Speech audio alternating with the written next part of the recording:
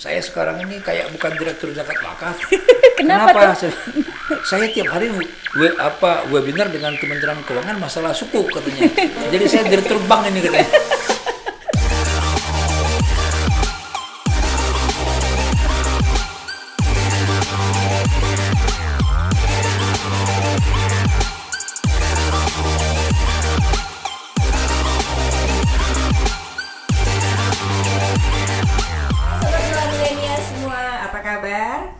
Kali ini kita akan belajar bareng tentang sukuk wakaf retail seri 001 yang baru aja di launch tanggal 9 Oktober ya.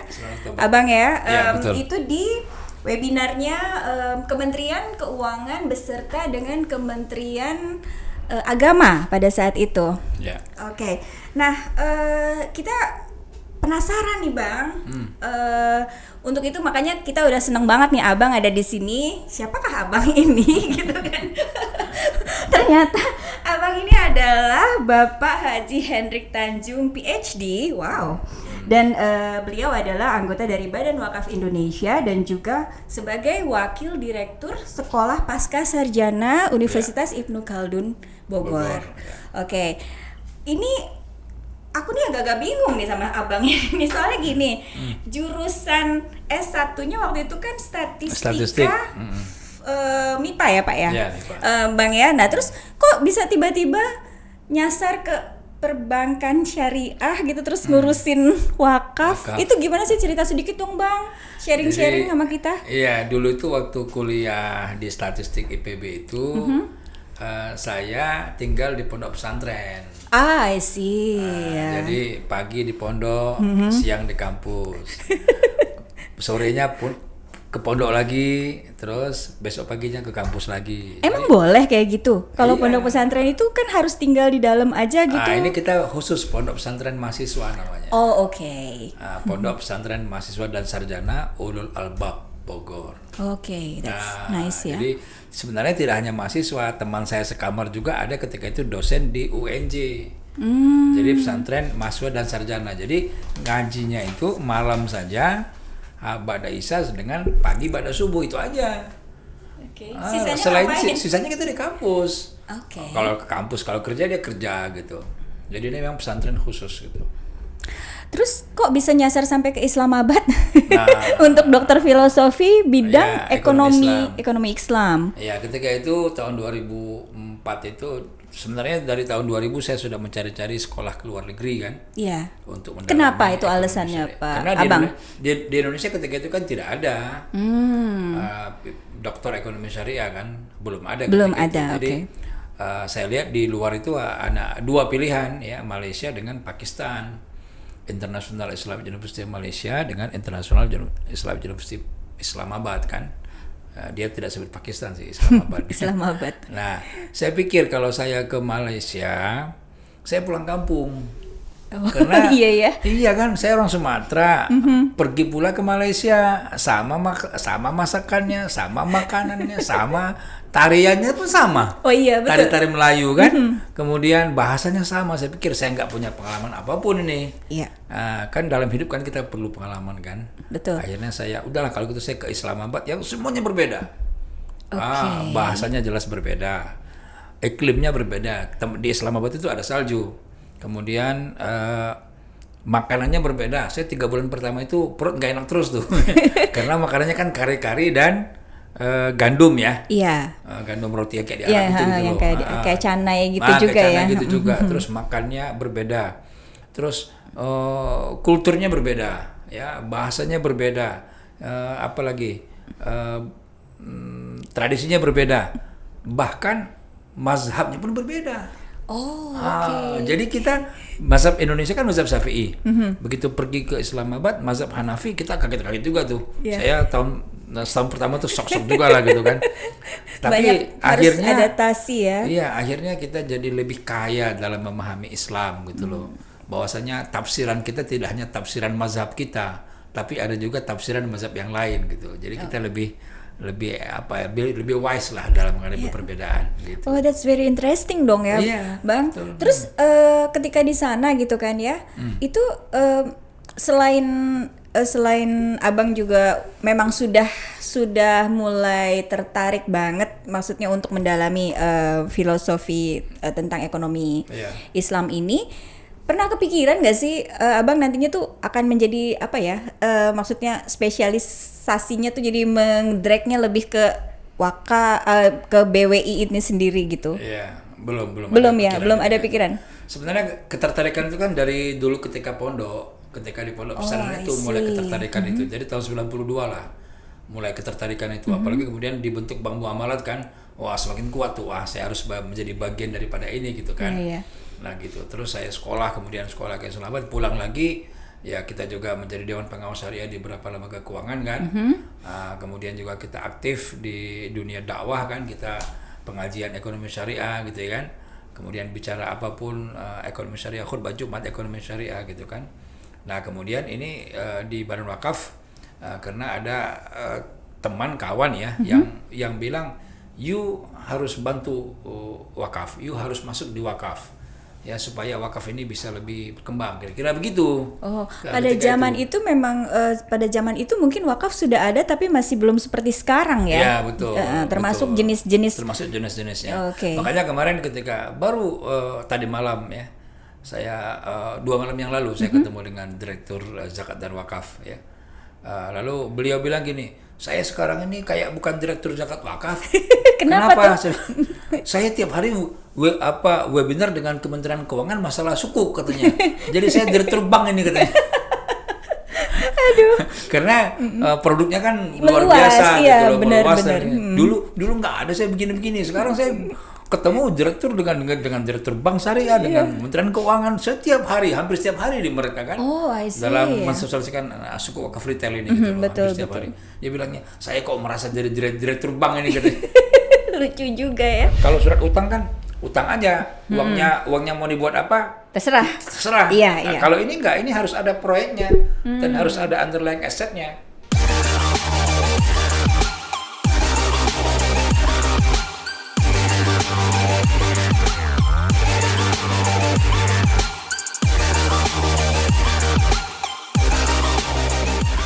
Taunya kita nih kalau yang namanya wakaf zaman dulunya kan misalnya nih kita ada kakek kita gitu bilang dia datang terus udah sakit gitu ya, udah hampir meninggal, terus beliau bilang itu ya ingat ya tanah yang di sini yang di sana gitu kan, yang ini mau diwakafkan untuk pemakaman keluarga, terus misalnya ada lagi untuk musola gitu kan, dibangunin musola ya gitu kan, terus setelah itu meninggal kita menjalankannya itu jadi wakaf gitu kan. Jadi bayangan saya itu kan mindset-nya itu wakaf adalah sesuatu yang berupa properti, tapi kan ini yang kita bicarakan di sini adalah wakaf tunai.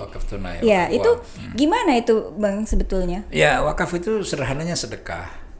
Oke. Cuman sedekah yang abadi.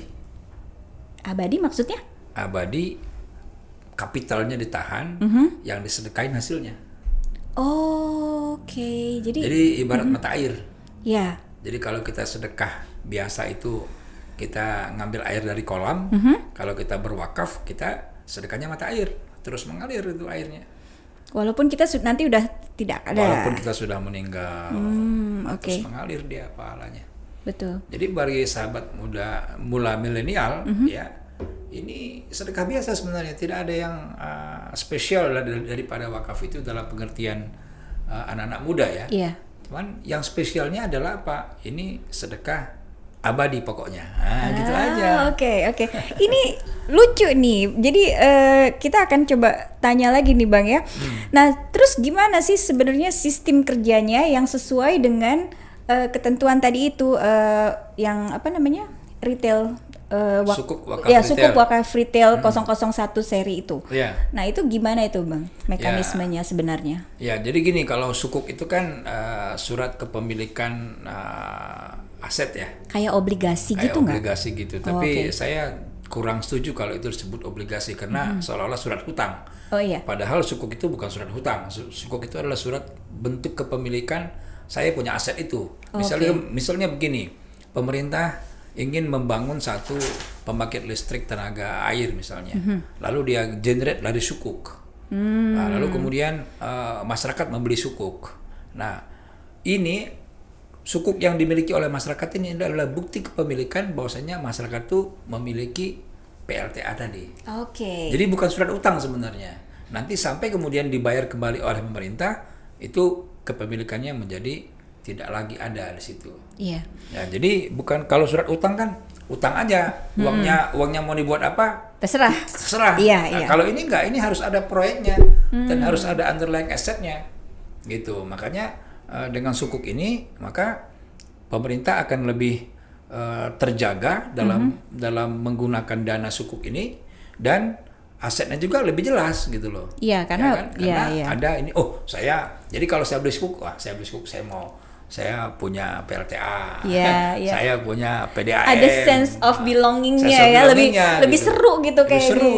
Iya, betul. Pemerintah kan membayar bagi hasil tuh dari sukuk ini kan kepada kita. Nah, bagi hasil itulah kemudian yang diwakafin, yang diberikan kepada nazir. Oke, nah gitu. Itu tuh apa itu nazir? Coba sekarang alurnya nih dengan istilah-istilah. Oh, sebelum masuk ke situ Bang, ada satu hal nih. Tadi kan Abang bilang ada bagi hasil. Nah, kalau kita narik lagi ke syariah gitu ya, apakah ini diperbolehkan gitu? Apakah ada ketentuannya gitu? Iya, dibolehkan. Karena kan kalau itu kan pemerintah menggunakan dana ini ya, kemudian dari keuntungannya kan, kalau misalkan PLTA kan ada keuntungan. Iya. Nah, keuntungannya dibagikan kepada pemilik sukuk kan. Sama kayak kita pegang saham. Kita punya PT, kita punya saham. Kemudian perusahaan dapat keuntungan, kita kan dapat dividen. Nggak jauh dari itu sebenarnya. Iya. Lalu bagi hasil yang diberikan kepada negara, kepada kita, itulah yang kemudian kita wakafkan, kita berikan kepada nazir. Nazir ini siapa? Nazir ini adalah orang atau lembaga yang mengelola wakaf. Ya kan nggak mungkin kita yang kelola sendiri kan. Iyalah, nggak ngerti. Ngerti kita. Kita sedekahin aja sama orang yang ngerti gitu kan. Nah, biar dia yang bikin proyek. Yang gitu. menunjuk nazir itu siapa? Pemerintah dengan BWI. Kalau saat ini sendiri siapa aja tuh Bang yang udah jadi nazir di saat sukuk wakaf retail ini? Itu ada Dompet Duafa, ada BSM Umat, ya BSM Umat ini Bank Syariah Mandiri itunya. Bank Syariah Mandiri. Nah, kemudian ada Baitul Mal Muamalat, ini lembaga zakat dan wakafnya Bank Muamalat. Iya. Kemudian Hasanah Titik BNI Syariah kan. Kemudian Wakaf Salman. ITB, ya. Ya itu. Oh, lumayan banyak ya. Ada 6. Jadi itu semua udah kompeten di bidangnya kan. Jadi jadi kita nggak perlu tahun. Tuh kan sobat mula milenial, kita nggak perlu khawatir jadinya kan, karena berada di tangan yang tepat nih ceritanya kan. Betul. Ya. Benar-benar. Terus nah, sekarang kalau misalnya tadi ngomongin bagi hasil ya, itu kira-kira berapa persen sih Bang? Yang umumnya lah gitu kan, itu kan ada more or less nggak ini kan, tergantung jenisnya kan, tapi range-nya itu berapa persen? 5-7% ya. Wih, lumayan banget dong.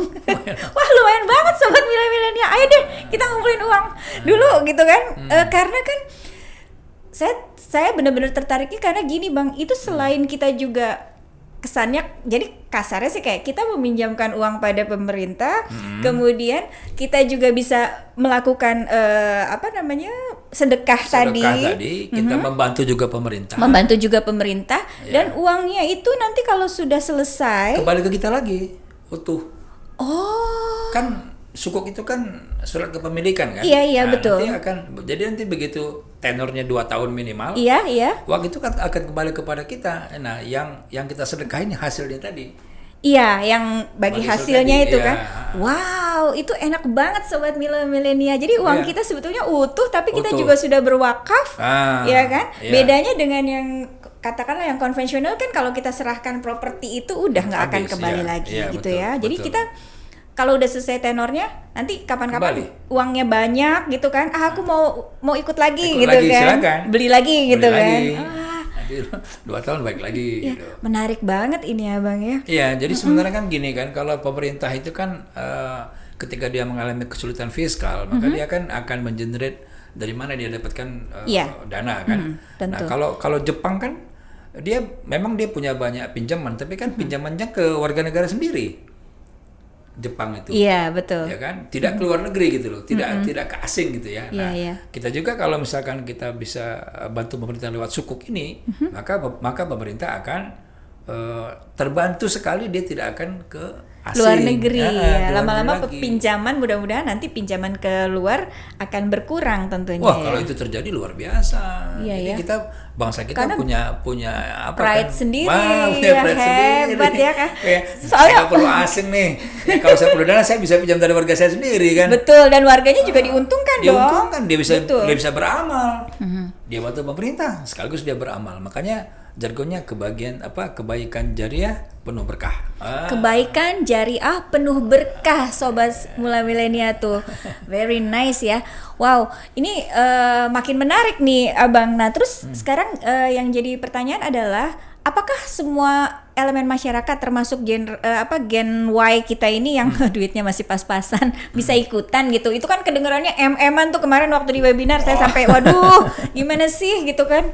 Kita kan belum punya uang sebanyak itu misalnya gitu kan. Ada nggak sih jenis-jenis yang diluncurkan oleh pemerintah saat ini itu yang kita bisa afford gitu loh, nggak terlalu mahal? Ya, sebenarnya dengan 20.000 kita bisa berwakaf. Oh really? Tapi but 20,000 multiply by 50 days. Nah, itu. Jadi kita nggak usah banyak-banyak, kita wakaf 20.000 per hari saja. Per hari ya. Tapi setelah 50 hari 1 juta kan? Iya. Kita beli sukuk.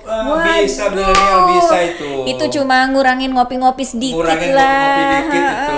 Ngopi-ngopi sekarang aja zaman milenial ini kalau ngopi aduh paling murah gelas. 1 mug gini udah 70.000. Oke lah, masih ngopi lah, tapi beli yang kocak belinya. Biar ada selisih 20.000 ditabung. Iya, gitu. benar. Jangan diberhentiin sama sekali ngopinya. Gak bisa juga ya. Nanti gak bisa kerja juga kita. Aduh, seru banget deh. Oke, so itu 1 juta ya. Misalnya jadi kalau misalnya kita punya katakanlah 10 juta ya, seperti yang tadi ya, 10 juta kita serahkan ke bank-bank. Kita belinya di bank-bank mana aja nih yang sekarang ditunjuk oleh pemerintah? Ada 4 bank. Apa aja tuh? Bank BRI Syariah, Bank BNI Syariah, Bank Syariah Mandiri, sama Bank Muamalat. Bank Muamalat. Oke guys, dicatat tuh ya. Jadinya nanti kalau sobat Mula Milenia akan mulai berwakaf tunai ini yang luar biasa kalau saya bilang nih, saya boleh bilang, dan ini sangat menarik sekali nih. Bantu negara loh. Iya. Anak muda bantu negara, keren nggak? Keren ya, bukannya negara ini aja nih. Kan selama ini negara sudah bantu kita banyak nih. Betul. Udah kasih kita beasiswa, kasih kita fasilitas, kasih kita macam-macam. Sekarang kita bantu negara deh. Iya, biar cepat. Only 20,000 kan? A day. Nggak ada artinya. Oke nih Abang, aduh terima kasih banget nih Bang ya. Nanti kapan-kapan kita bisa iniin lagi nih, terusin lagi gitu ya. Nah tapi sekarang terakhir nih Bang, sebelum kita tutup, apa pesannya buat generasi Y sekarang ini dalam menyikapi pandemi of course ya, dan terus kan kalau aku lihat di sini nih ada spirit kita helping peoples-nya. Terus kita juga di perbankan syariah ini memang menariknya dalam kesulitan apapun kita tetap berusaha untuk survive kan. Nah, pesan Abang nih sekarang gimana nih buat sobat Mula Milenia? Iya, jadi kalau darah muda ya. Mengingatkan pada seseorang ini. Jadi darah muda itu kan merah membara. Iya. Sahabat muda milenial ya.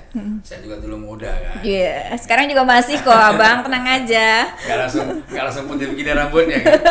Dulu juga muda.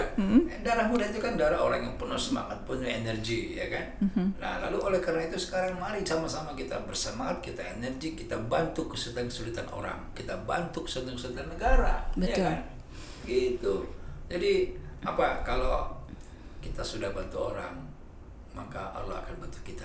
Itu yang keren. Amin. Terima kasih banyak untuk Abang udah hadir di studio kita, Bang Henry. Nanti kapan-kapan pasti ada lanjutannya lagi nih. Oh iya dong. Buat milenial nanti kita akan siapkan khusus.